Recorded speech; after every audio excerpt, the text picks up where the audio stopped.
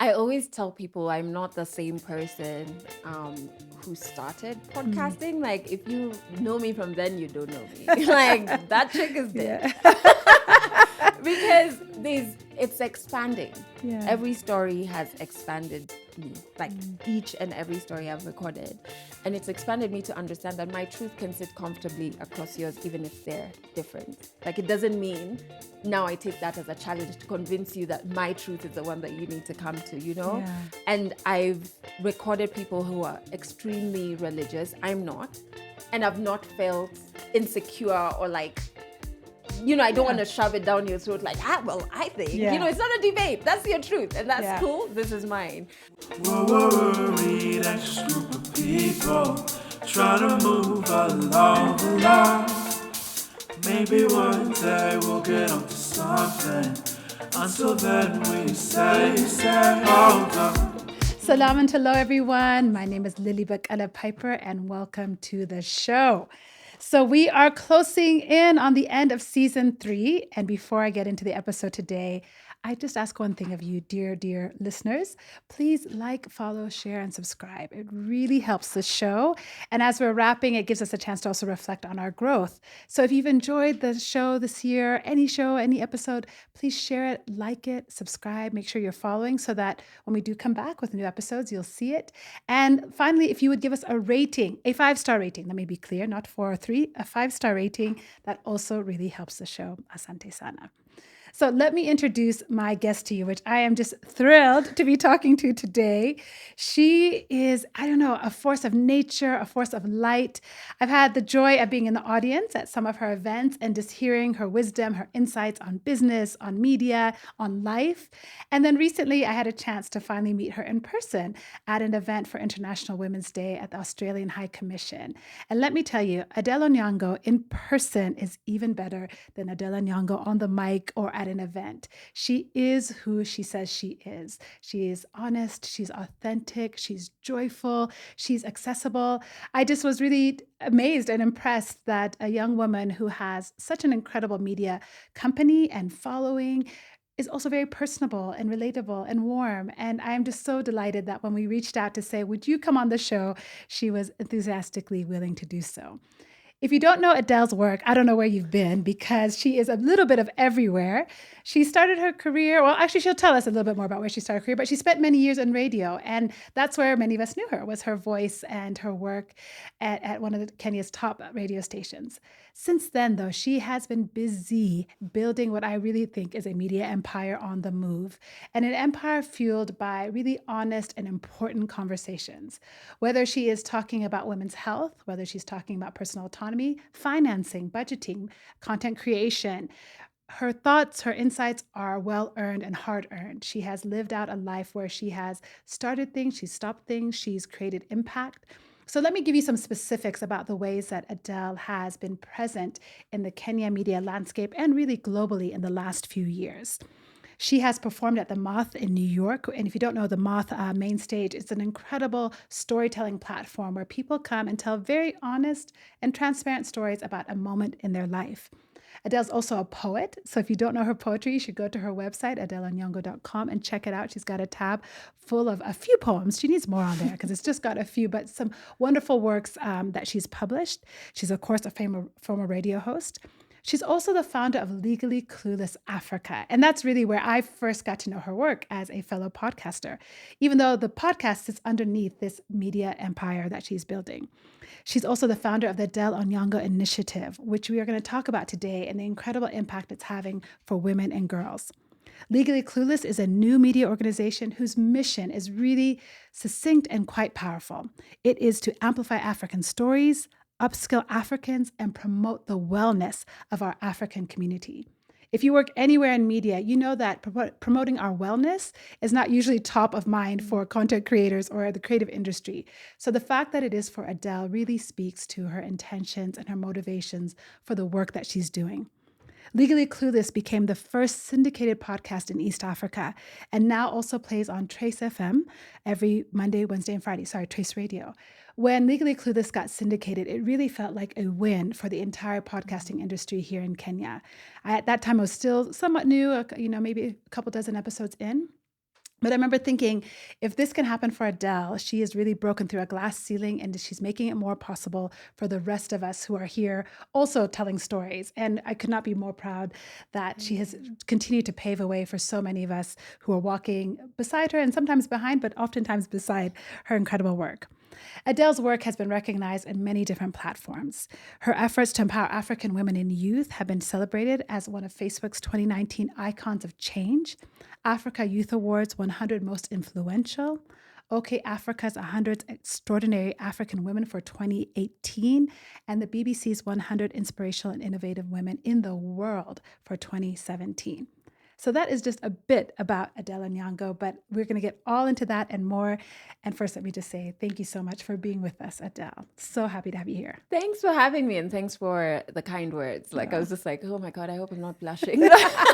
It's a very cute blush. In fact, it looks wonderful on you. And I have to say, before we started this conversation and we were just chatting a bit, I think one of the things that has always struck me about your style is your laugh, your warmth, your smile. Yeah. I love that continues to resonate with people, because I think when we think about media, at least legacy media, it's very stiff. Stiff is a word I was going to say, but I was like, and you have this really electric, unique style that I think really invites people in to talk with you. And so I'm just so glad that you're here today. Yeah, thank you. And congrats for everything that you're building as well. Yeah. Thank you. That's very kind. Thank you for that. All right. So I don't even know where to start, because there are so many touch points in your career and your work. But maybe where we'll start is just with Legally Clueless, the media company. Mm-hmm. Tell us how long it's been around and how you got to this point of being a founder and not just being a content, media personality rather.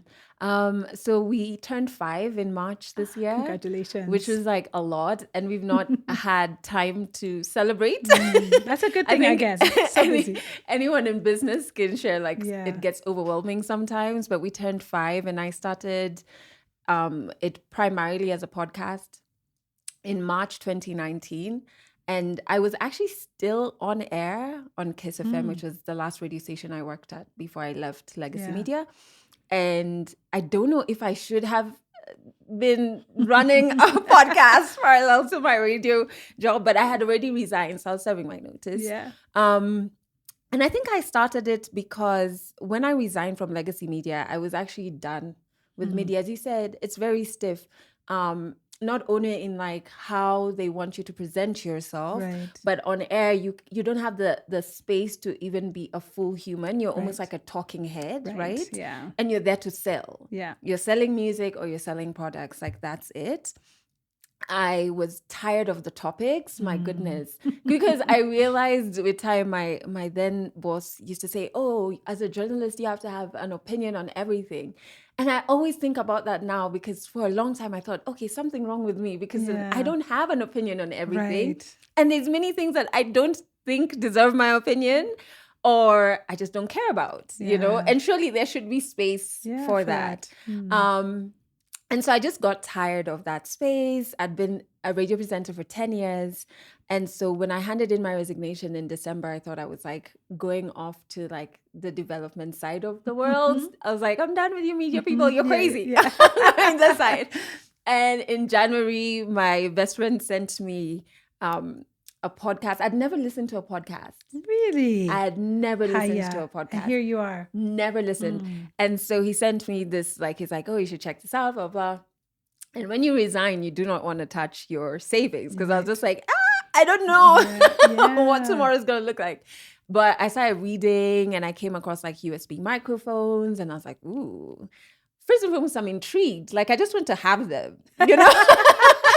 Most people go after shoes, but you're like, that mic is sexy. I was like, I want to see if this is real. Yeah. And I remember buying 2 USB microphones and a sound card still, because I just didn't believe. Because again, I'm coming from lumpy equipment. Yeah. And so I just didn't believe. I was just like, these websites, they're lying. And so when it came, I had changed my extra room in the apartment I was sharing with my partner at the time into an office that was going to be for my work of saving your the NGO world. work. Yeah. And then I was like, okay, you know what? Maybe one side can be recording. I don't know what I'm going to record, but let's see. And so the mics came, my fundi was on time, which we know never ever happens. And then the only thing standing between me and starting the podcast was me. And so I remember calling that same friend crying. I cry a lot. And I'm like crying, like, what am I even doing? Who quits a breakfast show? Like, am I mad? Yeah. And he was like, record that, like tell people that. And so like episode 1, I never go back to it. And it pains me every time, like in our back end, I see it's one of the top listened to, because obviously when you find the podcast, that's where you start. Yeah. Because it's just 8 minutes. First of all, I thought 8 minutes was so long. Because it's just you talking. Me talking, shaky voice, crying. And I think that's how the name and the essence of the podcast came to me. And with time, I started having friends on. And then because of my work, I was traveling and meeting other Africans. And I started having conversations with everyday Africans with remarkable stories, and literally it just kind of gave birth to itself. Yeah. Beautiful. I noticed this week was 271. Yes.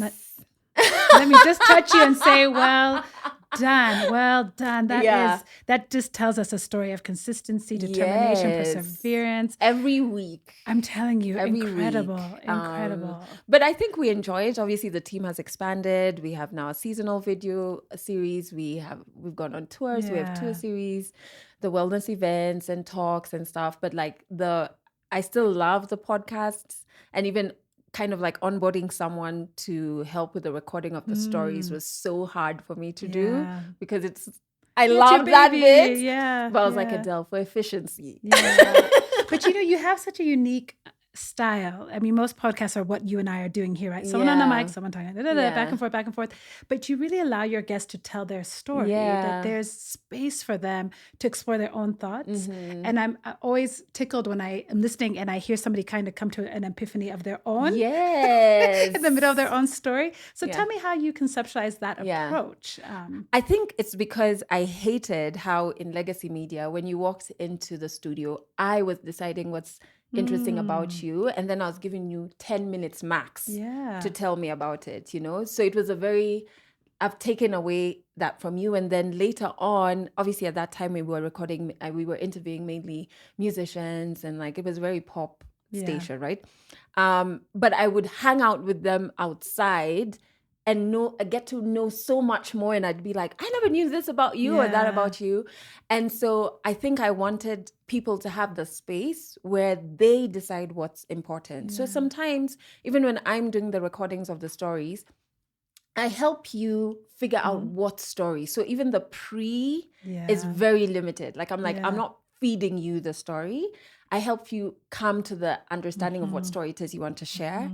And so sometimes I've gone into recordings where I don't know the story I'm going to get. Like I have no idea, no overall theme. I'm just like, let's see where this goes, And what I love about that, at first it feels like therapy. Like everybody comes out like, man, I didn't know that's why I do this or whatever. Which means, because I also studied psychology. So it means like at least that's coming into play. You're using that degree. Exactly. And so I love that bit. And I think for me, it comes from there of like, I don't want to decide for someone what's interesting about them.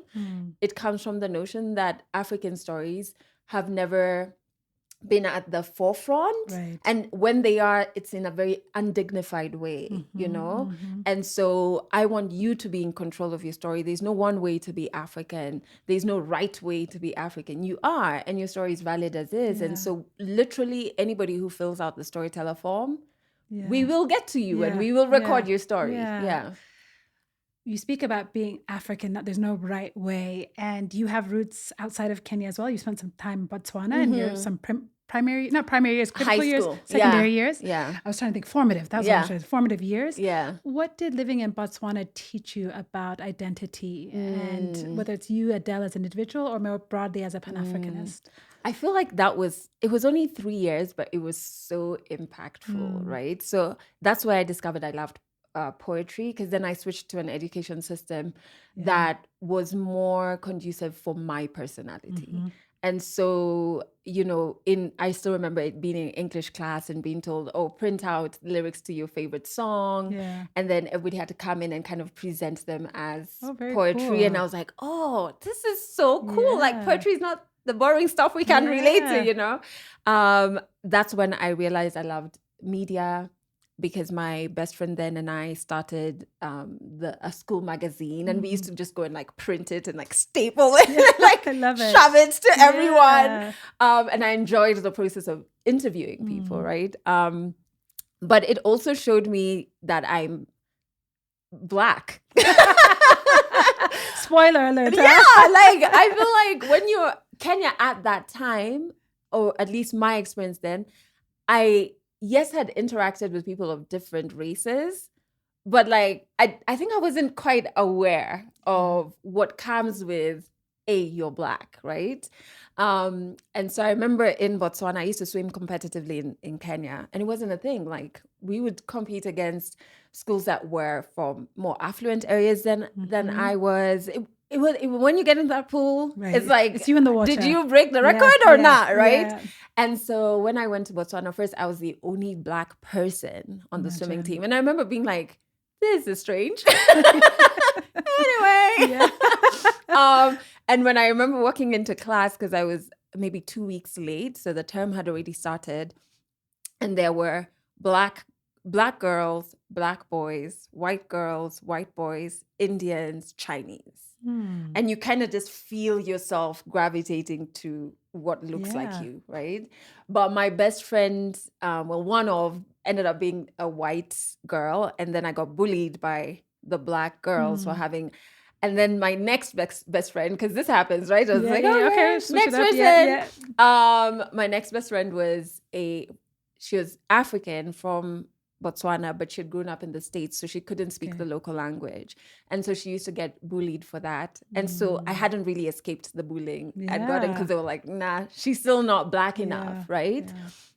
And so it was just like, what's going on? And like when I'd win in swimming competitions, you were given like your words at assembly, etc. And like all the Black kids are standing. And the first time you're like, oh, this is so nice. Second time. And third time you're just like, this is not about me or my swimming. There's a subtext here. What is this? And so it's like, just like that awareness of Black, like what music you listen to. Like if you happened to be African and you liked rock, that was so strange, right? Yeah. And so it was just like, you're learning all these things at 12, 13, and you come back and it just like, you people never told me I'm black, Yeah. But I think it made me kind of understand and want to, because of trying to understand it, I had to understand the Southern African history, which was at the time, because I didn't know Kenya's history, I thought was so different from ours, right?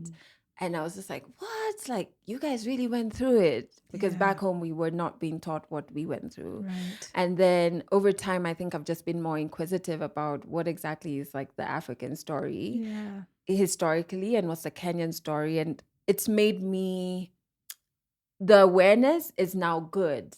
Absolutely. Because now I'm like, there's nothing to be ashamed about. Like, whatever flavor I bring to the definition of being African is like, it's dope. And so like I don't shy away or tone down or participate in like respectability politics when it comes to like my heritage and the country I'm from. Like, no, I'm not going to do that. And you see that in what you're curating on Legally Clueless, the podcast. I mean, the stories are very diverse, people from different places, different experiences.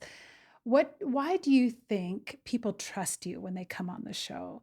Yeah. Because you do get people to talk about pretty, at times, traumatic experiences, other times very relatable, because, kind of everyone's been through it, but someone's willing to talk about it.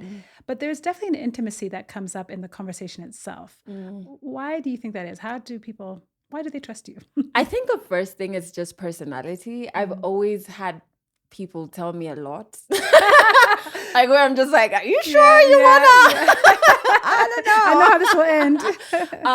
And I enjoy, so it's personality first. And I really enjoy small talk. You're one of those people who can sit and talk over a cup of tea for hours. Oh my goodness. You've gone to pick up something, and next thing you know. We were recently in Ethiopia, and like we went to a club. So it was me and my best friend who happens to do our video.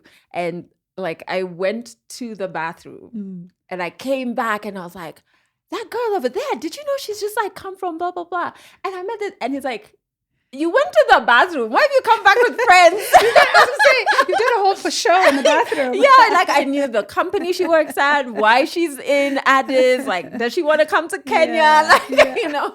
And so I enjoy getting to know people. So it's just Yeah. personality. And I get that some people, that's not their personality, and that's cool. Yeah. And then the second thing is like I've never hidden any parts of my story, right? And so I feel like if you want to create a safe space for people, this is not why I did it. I think I don't mind sharing the things that I've been through because I don't see shame, Yeah. you know, around them. But if you want somebody to open up, it's hard to do that when you're not opening up yourself, right? True. And so I think that also plays a part. But more so, I think it's personality. And I genuinely enjoy getting to know Yeah. people. And in the recordings, you don't hear my voice because that's how the podcast is structured and the video series. But I'm also contributing my Yeah. experience. So you say Yeah. something and I'm like, that's why I Yeah. do A, B, C, D. Yeah. And so it's very two-way traffic. It's not just one person sharing. Yeah. You said, or in the opening, I said about your company mission that part of it was to let me read the statement again so I get it right, is to upskill Africans and promote the wellness of our African community. Did that value of wellness come out of this idea that you have shared so much of your story and some parts of your story have caused you pain? Did that inform how you then wanted to shape your company? I think it's because of the impact of therapy Yeah, on the sound myself. effect, yes. And so I always think about how inaccessible it was. Like the first time I went to therapy was on my mom's dime, but you could still sense that this was something that is very expensive, you know, and it's like we've gone out of our way. It's inconveniencing in that regard. And now when I'm the one paying for my therapy, I understand how expensive it is, right? Yeah. I understand how having things like health insurance it's a luxury in our Absolutely. country, and even having a cover that covers therapy is also a further luxury. And so I want that to be accessible in cost and in like where it is reach and also in quality, right? I don't think when we talk about psychosocial interventions like therapy, etc., I don't think those should be tied to the church. So I want them to be accessible even in quality. So it's not like you're talking to your pastor who says go pray. There's nothing wrong with prayer if you subscribe to that. Right. But like this is like there's a science behind it.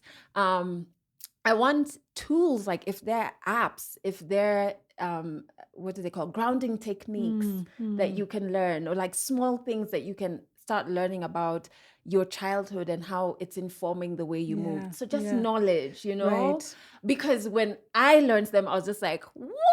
This is madness. Like, why was this kept away from me? And then kind of just the freedom that comes with understanding that there's nothing wrong with you. You went through some things that have made it harder for you to navigate. And once you're aware, now you can choose better. Yeah. I want that for Africans, and even just understanding there are many communities in the different African societies who had wellness techniques and like routines, etc. But those were kind of yanked away and interrupted brutally. And so it's part of our strategy for the next 3 years. It's like, how do we tap into those as well and bring them to be more accessible? And for me, I just feel like wellness means freedom. Like it's very sad for someone to be in a cage based on the things they've experienced. Yet this life is limited, but it can also be a very big life, right? If you have the right tools to help you unlock yourself from like the prisons of what it is you went through. Yeah. That's really thoughtful and very specific way to think about a company and a culture that you want to create. It doesn't sound easy either. No. Yeah. It's difficult because like you're trying to bridge these two things that traditionally have been kept away from each other. Like when you're running a business, people look at businesses in a very robotic way, which I think is a weakness. I feel like if you bring in humanity to the business, it actually makes it stronger, because who are you serving? You're serving humans, not robots, right?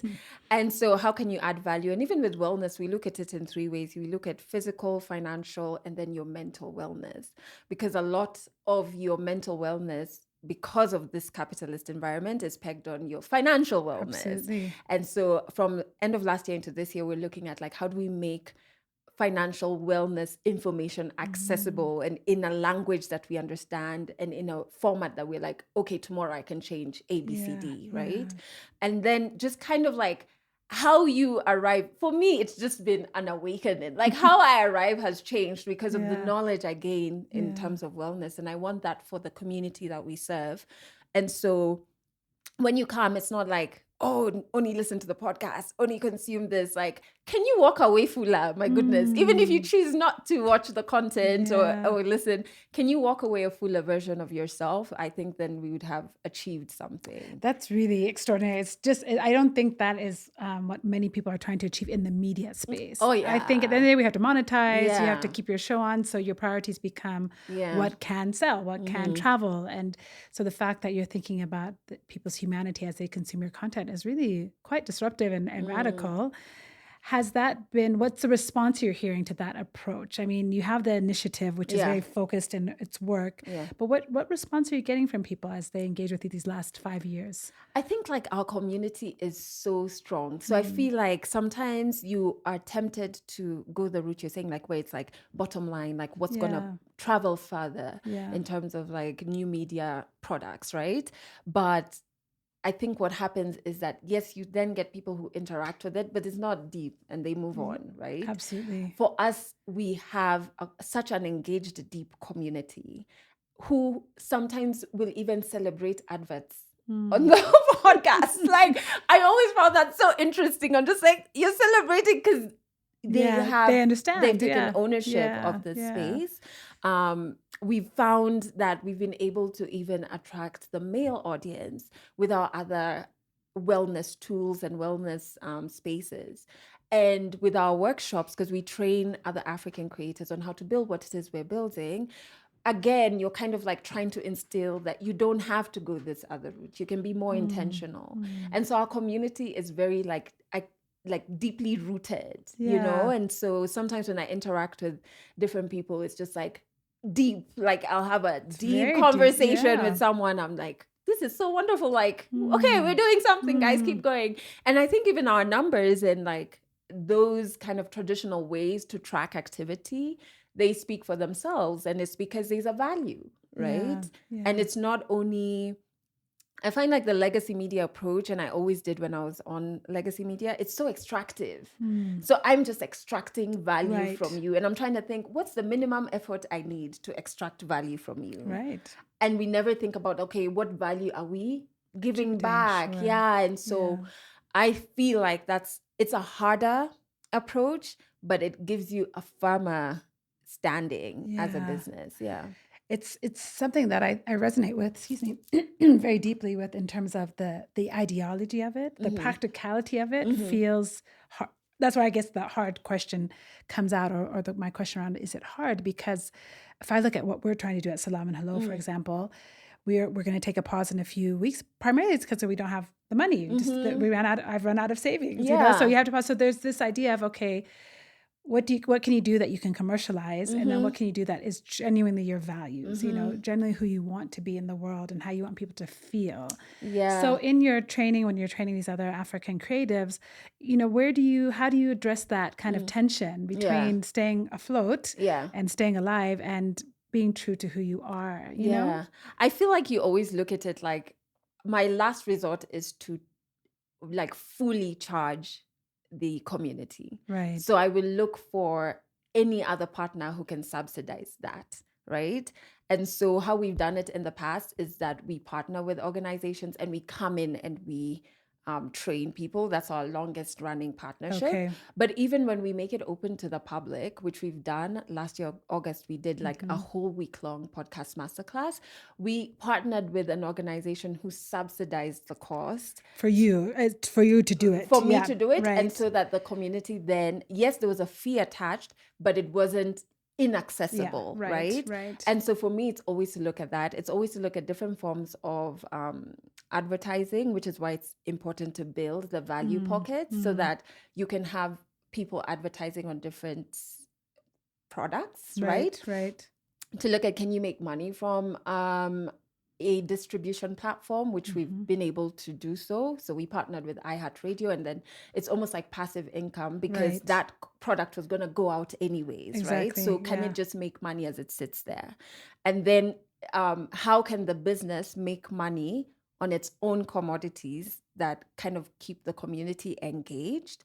And with that, when it comes to our wellness talks and like our group therapy sessions, we partner with people who are like-minded. So the venues and all of these things. So it's not profit driven, but it's still, what I've found, it still makes a profit because there's a Yeah. value. You know what I Right. mean? Yeah. At the end of the day, I am a businesswoman. And so I do understand that I'm not going to run on a loss because I don't have the luxury of running on a Yeah. loss. Yeah. But when you start expanding, and I think sometimes what happens is we expand our content products that are very intensive. You have to put in money for production instead of kind of like layering it. So you expand the product, but bring something else that you can run a bit more easily. Yeah. Yeah, I'm really struck by your really smart business savvy, because even if we take it outside of media to just any industry, most businesses fail within 2 years. I think that the data is quite stark, and Yeah. entrepreneurship is necessity, especially in Kenya and the continent. We have to create our own opportunities, and yet the Yeah. risk is not insignificant. So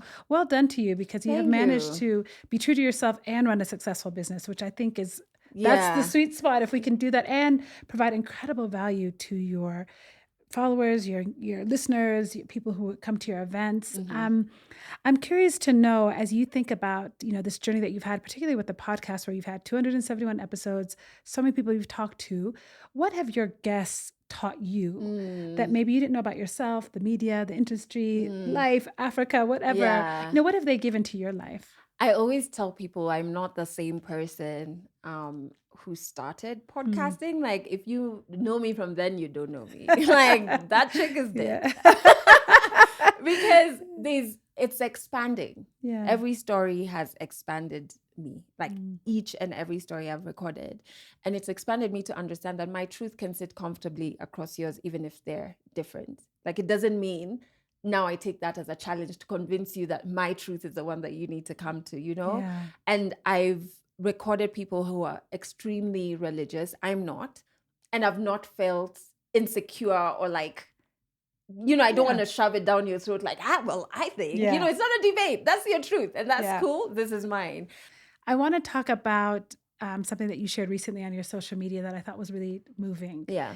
You said that this Mother's Day was the first Mother's Day where you could feel grateful. Yeah. And you told a really beautiful story about some neighbors who have meant a lot to you. Yes. So in case people missed that post, could you tell us a little bit about why this Mother's Day felt grateful for you? So my mom passed away in March 2012. And she was my best friend. Like, the relationship wasn't your typical like scared of your mom. Or like, I told my mom the craziest of things, like very open relationship, we'd kind of crossed over to friendship, right? And so it was very painful. I mean, it still is very painful. And it's something that I try and navigate every day. It presents itself differently. Grief changes your identity. I'm still trying to grasp all of the changes, because some of them you don't even know exist until something happens and you're like, woo, this is destabilizing. And so Mother's Day, I kind of would always have like a lump in my throat.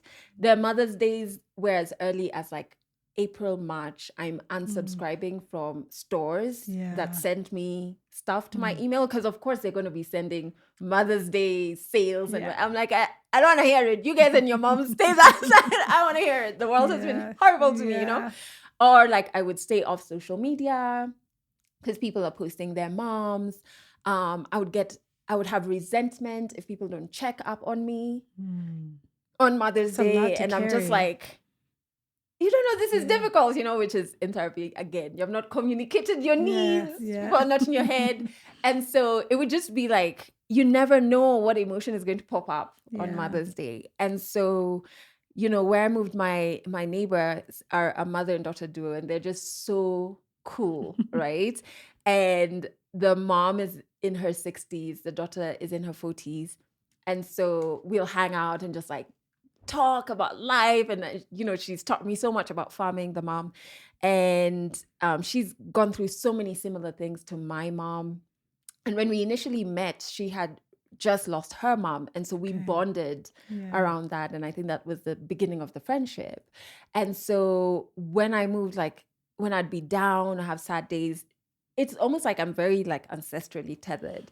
She would appear at my door and be like, oh, I brought you avocados, I brought you bananas, I brought you this. And I'll just be like, it's like she knows there are cameras in the house. She's still mothering you. Exactly. And so so Mother's Day, she and her daughter invited me to spend the day with them. And it was the first time this had happened.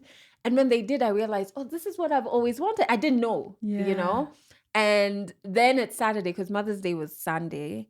It's Saturday and I'm like working the house and I realize, wait, people are meant to buy things on Mother's Day. Where are those promotions? Yeah, exactly. I was like, what do I do again? Yeah. I was freaking out.